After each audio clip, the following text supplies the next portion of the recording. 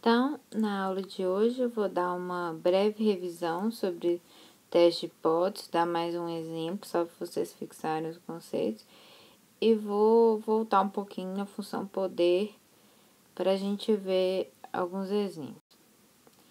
Então, vamos voltar lá no exemplo da taxa de queima do propelente.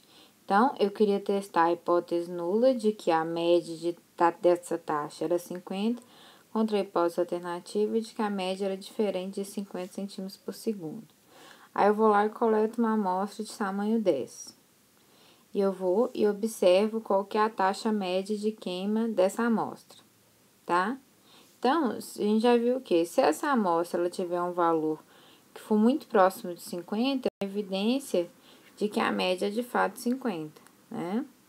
Agora, se essa média ela me dá um valor muito diferente de 50, por exemplo, se ela me dá um valor 70, eu tenho evidência de que a média é diferente de 50.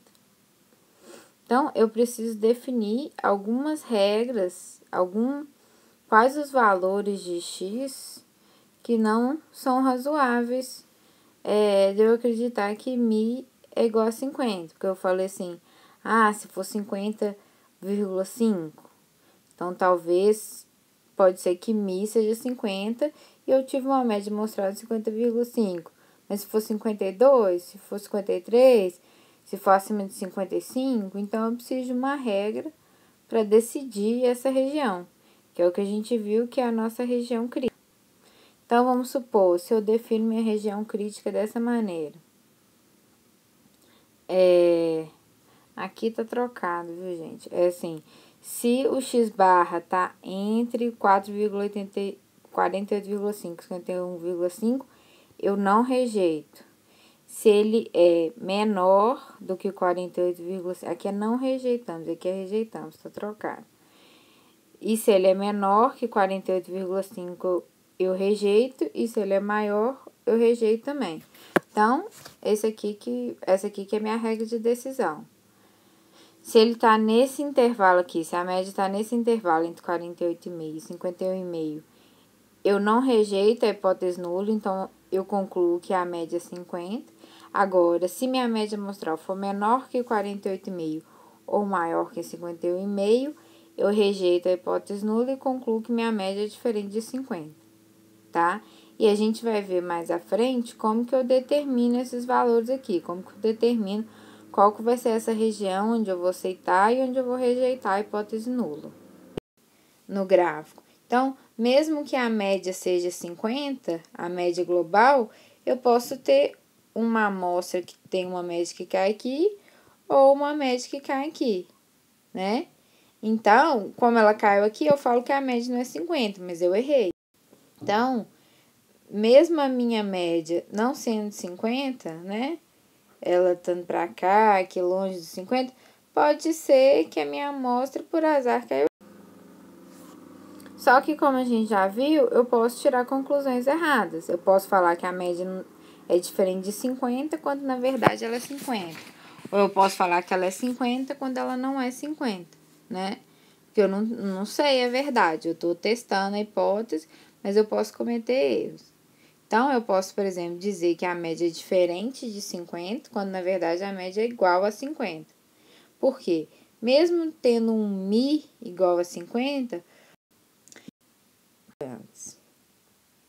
eu vou cometer um erro. Azar, eu posso ter uma amostra tal que o x barra seja menor que o 48,5 ou maior que 51,5.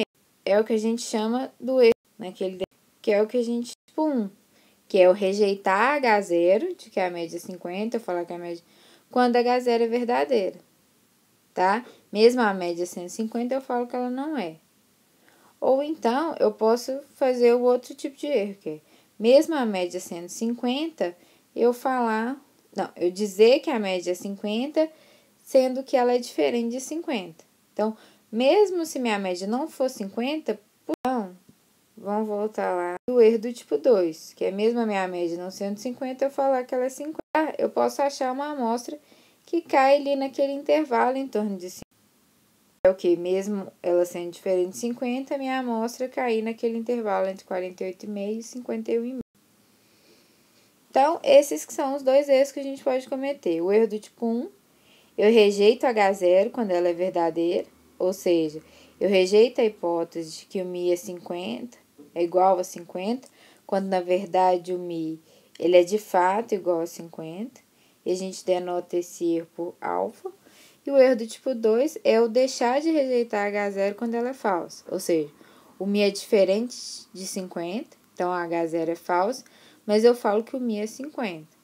Isso a gente denota por beta. Esses conceitos, às vezes a gente fica um pouco confuso, mas com o tempo vocês vão se acostumando com a notação.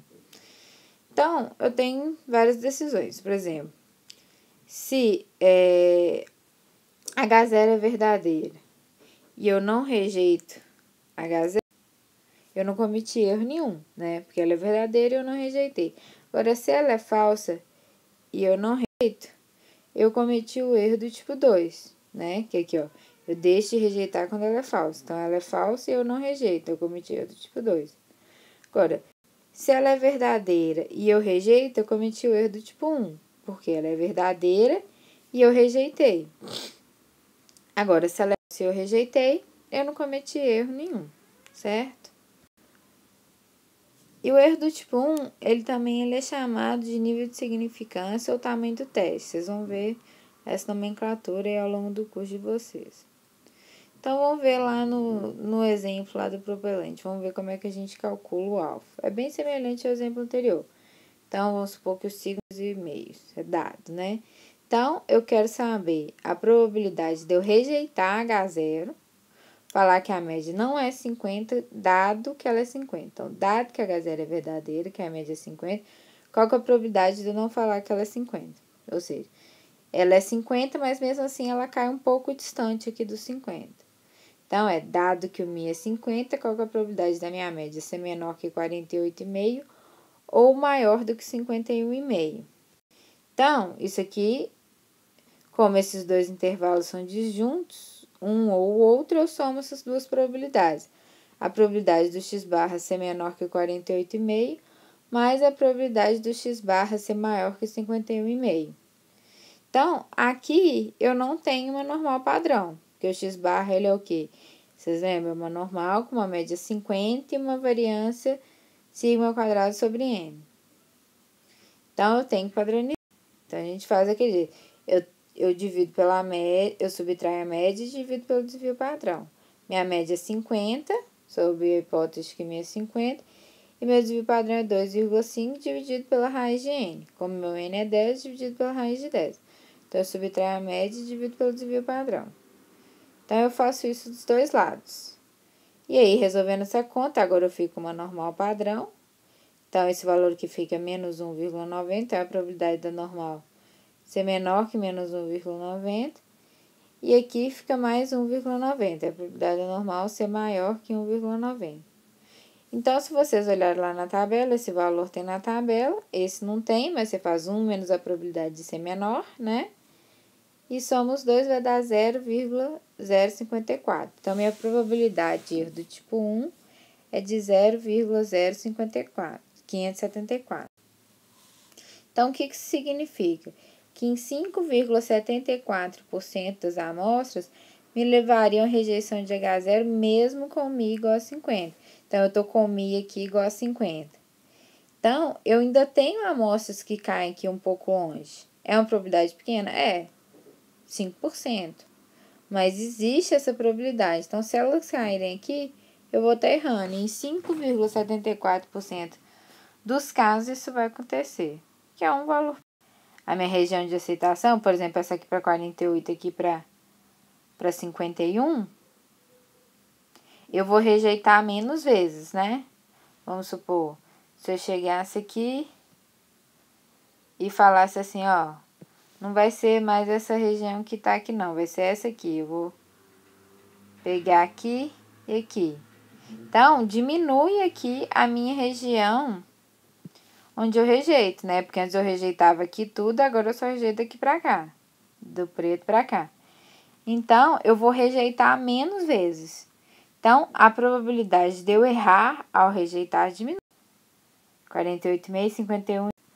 Então, vamos analisar agora o erro do tipo 2, que é o beta.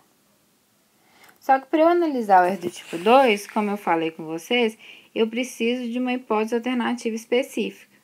Porque a minha hipótese é mi igual a 50, mi diferente de 50.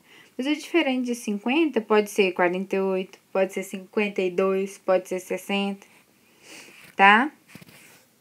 Então, um valor particular, por exemplo, de mi, pode ser 48, aqui é 52, tá, gente? Não é 50, não.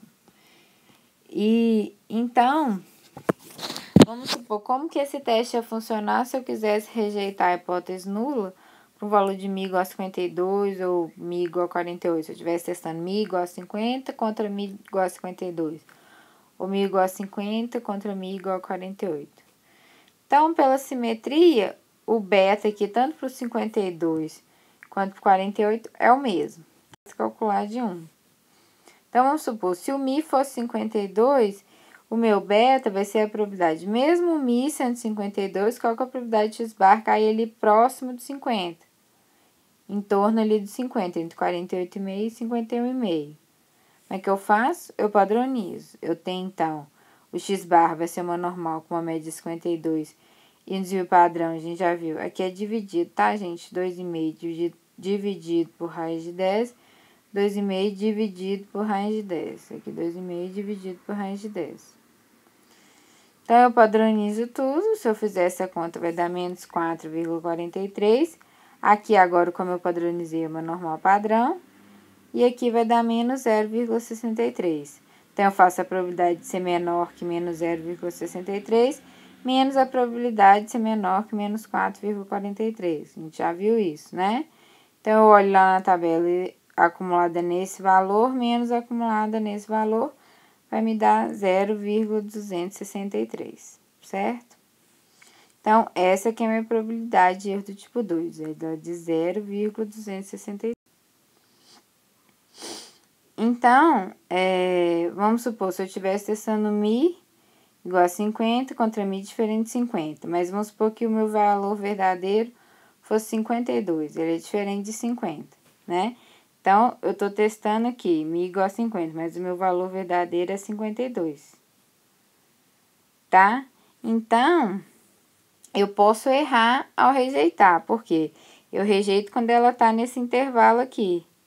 Mas mesmo o mi sendo 52, essa região azul aqui toda significa que caiu aqui na minha região de aceitação. Ficou, apesar dela ser 52, ficou aqui próximo dos 50. Então, eu erro. E a proporção de vezes que isso acontece é 26% das vezes, que é um valor relativamente alto, né? Uma probabilidade de erro de 26% é uma probabilidade alta. Então, e o que acontece também é que se o verdadeiro valor ele fica muito próximo do valor CVH0, a probabilidade de erro aumenta. Por exemplo, se eu estou testando mi igual a 50 contra mi igual a 50,5, é muito mais difícil eu detectar essa diferença do que eu testar mi igual a 50 contra mi igual a 70, né? Então, é muito mais difícil eu diferenciar duas médias que são muito próximas. Então, por exemplo, se vocês refizerem as contas lá e vocês olharem para mi igual a 50,5, vocês vão ver que o beta vai dar quase 90%. Ao passo que com 52 dava 26%. Então, aumentou muito a minha probabilidade de erro. Por quê? Porque eu estou testando 50 contra 50,5. São valores muito próximos. Então, é difícil eu detectar essa diferença. Então, eu tenho uma alta probabilidade de errar ao fazer esse teste. Então, por exemplo, aqui eu tenho que a minha média, ela na verdade, ela é 50,5 e eu vou rejeitar se estiver próximo de 50. Só que se ela é 50,5, muita gente aqui vai cair próximo de 50. Essa região toda aqui é azul. Então, minha probabilidade de erro aqui é altíssima. E o erro também, ele vai depender do tamanho da minha amostra. Se eu aumento a minha amostra, eu vou ter mais informação sobre meus dados. Quanto maior a amostra, melhor. Então, eu vou ter uma probabilidade de erro menor. Eu tenho menos probabilidade de cometer erros. Tá? Vamos supor, se eu passasse o N para 16, ao invés de 10. Então, aumentei a minha amostra. Vamos ver, por exemplo, o erro do tipo 2. Ele é o quê? Dado que o Mi é 52, vamos supor que o Mi verdadeiro seja 52. Qual que é a probabilidade de eu errar? De cair ali próximo do Mi igual a 50 e eu falar que o Mi é 50. Faço a mesma coisa, eu padronizo, divido pela média. Eu estou supondo aqui que a média é 52. Subtrai a média, quer dizer, e divido pelo desvio padrão, que é 2,5 dividido pela raiz de n. Subtrai a média, divido pelo desvio padrão. Subtrai a média, divido pelo desvio padrão. Tá? Eu padronizando, eu fazendo essa conta aqui vai me dar menos 5,6 e fazendo essa conta vai dar menos 0,8. E é isso aqui, vocês encontram lá na tabela, né? A probabilidade de Z ser menor que menos esse, menos a probabilidade de Z ser menor que menos 5,6. Eu subtraio essas duas probabilidades, vai dar 0,2119. Tá? Então, antes o meu beta era de 0,26, agora ele é de 0,21. Então, quando eu passei de 10 para 16, o meu beta, ele que diminuiu. Então, minha probabilidade de erro diminuiu. Por quê? Porque eu tive mais informação dos dados, então, eu tenho a probabilidade maior de errar ao tomar uma decisão. Então, resumindo, é isso aqui que a gente tem, tá? Por exemplo, aqui, olha só. Aqui eu tenho vários tamanhos de amostra, um alfa e o beta. Vamos supor, se eu passo de 10 para 16, aqui o meu alfa aumenta. De 0,05 para 0,01. Tá? Agora, vamos supor, agora vamos ver lá o caso da hipótese nula e da hipótese alternativa.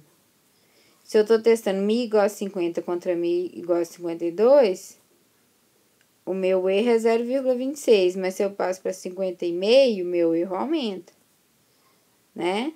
Agora aqui, a região, por exemplo, se eu estou colocando uma região entre 48,5 e 51,5, eu vou e aumenta a minha região de aceitação.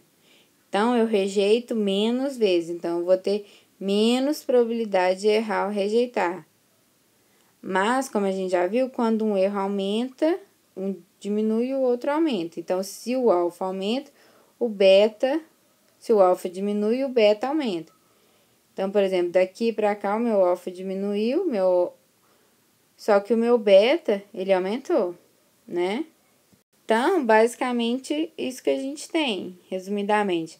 Se eu seleciono valores críticos apropriados, eu posso diminuir a região crítica e posso diminuir, então, assim, a probabilidade de erro do tipo 1. Só que esses erros, eles estão amarrados. Se um aumenta, o outro diminui. Né? Então, se eu diminuo a probabilidade de erro do tipo 1, eu aumento a probabilidade de erro do tipo 2. E se eu aumento o tamanho da amostra, eu diminuo a probabilidade dos dois tipos de erro. Se H0 é falsa, o verdadeiro valor que eu estou testando, ele for muito próximo do valor sobre H0, por exemplo, estou testando 50 contra 50,5, então, eu tenho mais probabilidade de errar, porque é mais difícil de identificar essa diferença. Agora, se H0 é falso e o verdadeiro valor está muito longe, por exemplo, se eu estou testando 50 contra 70, isso é uma diferença fácil de detectar, né? Então, o meu erro aqui, ele diminui.